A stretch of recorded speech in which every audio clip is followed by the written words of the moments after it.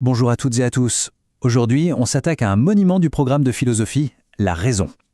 On a l'impression d'utiliser tous les jours, de savoir ce que c'est, mais au fond, qu'est-ce que la raison? On va décortiquer ensemble ce concept, un voyage qui nous mènera de la logique des Grecs jusqu'au défi que nous lance aujourd'hui l'intelligence artificielle.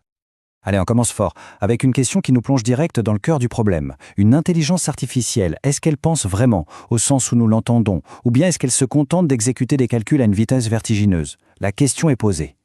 On pourrait croire que cette idée est toute récente, qu'elle date de l'informatique, mais pas du tout. Regardez bien la date, 1655. C'est le philosophe Thomas Hobbes qui déjà à son époque osait cette affirmation un peu provocatrice. Pour lui, raisonner, ce n'est ni plus ni moins qu'un calcul, une sorte d'arithmétique où l'on additionne et soustrait des idées. Bien plus tard, au XXe siècle, Alan Turing va donner une tournure très pratique à cette question, avec son fameux jeu de l'imitation. L'idée de Turing est géniale. Au lieu de se demander si une machine pense, question peut-être sans réponse, demandons-nous si elle peut nous faire croire qu'elle pense.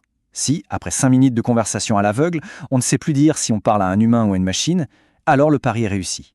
Et cette question, elle est plus actuelle que jamais. Bon, pour y voir plus clair dans ce concept si riche, voici le plan de notre exploration. D'abord, on va définir la raison, ou plutôt les raisons. Puis on verra son rôle de bâtisseuse dans les sciences.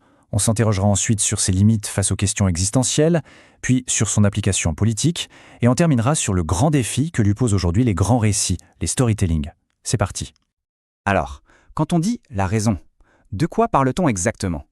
Le mot semble simple, évident, mais en réalité, il cache une tension, une double origine qui a marqué toute l'histoire de la philosophie occidentale.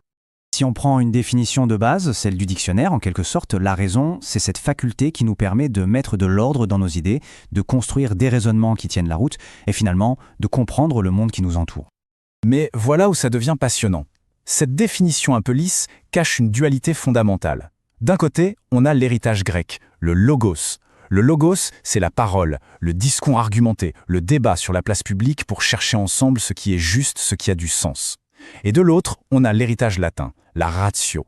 La ratio, c'est le calcul, la mesure, l'efficacité logique, la pure mécanique de la démonstration. Et toute l'histoire de la philosophie va être une oscillation permanente entre ces deux pôles, la raison qui cherche le sens et la raison qui calcule. Comment est-ce que cette faculté passe de la simple logique à la construction d'un édifice aussi immense que la science moderne? Pour comprendre ça, il faut faire un détour par un philosophe absolument majeur, Emmanuel Kant. Et ce qu'il propose, c'est une véritable révolution. Pour Kant, la raison n'est pas une élève passive qui se contenterait d'écouter et de retranscrire ce que la nature lui dit. Non, elle est un juge d'instruction. Elle arrive au tribunal avec ses propres questions, ses propres hypothèses. Elle ne se contente pas d'observer passivement les faits, elle conçoit des expériences pour forcer la nature à répondre. C'est exactement ce que fait Galilée. Il n'attend pas de voir tomber des objets, il construit un plan incliné, il a une théorie en tête et il oblige la réalité à se conformer à son protocole. C'est ça la révolution kantienne. La raison ne découvre pas des lois qui seraient déjà là, elle les construit. D'accord. La raison est donc cet outil surpuissant qui nous permet de connaître et même de maîtriser le monde. Mais est-ce qu'elle peut tout expliquer? Est-ce qu'elle a une réponse à tout, notamment aux questions qui touchent à notre existence? C'est là qu'on commence à entrevoir ses limites. Aristote nous le rappelle ici, à l'origine de la philosophie, et donc de l'exercice de la raison, il n'y a pas une certitude, mais au contraire un choc, une prise de conscience de notre propre ignorance. C'est l'étonnement. C'est le moment où l'on se dit « mais au fond, pourquoi y a-t-il quelque chose plutôt que rien ?» Et ce chemin qui part de l'étonnement est en fait un chemin vers la liberté. Car en prenant conscience de notre ignorance, on se met en quête d'un savoir désintéressé. On ne cherche pas à savoir pour être plus efficace, mais simplement pour savoir.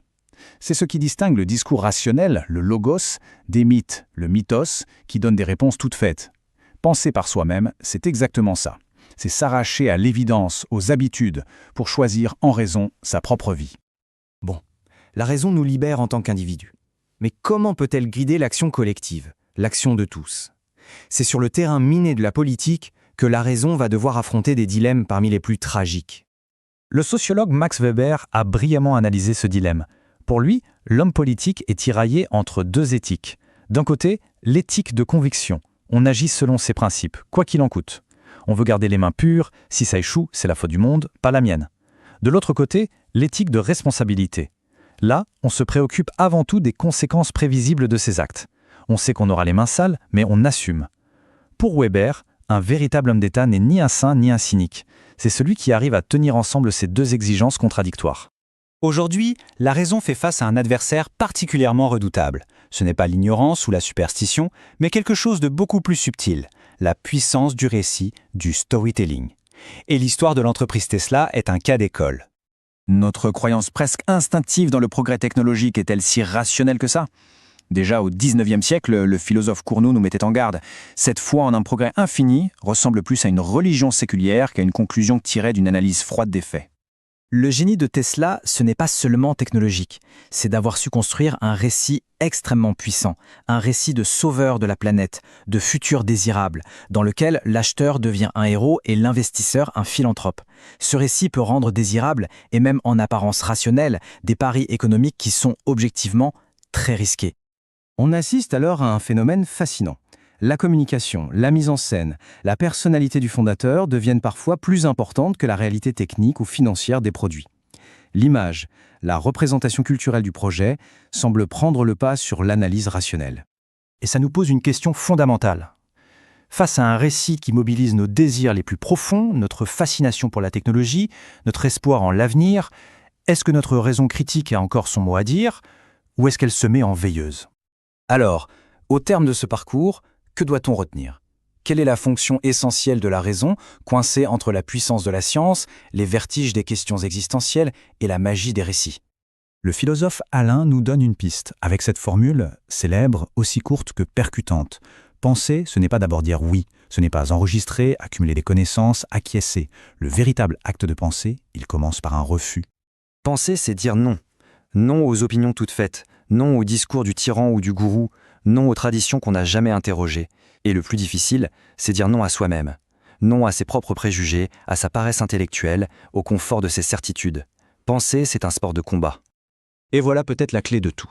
La raison, ce n'est pas un contenu, un ensemble de vérités qu'on posséderait une fois pour toutes.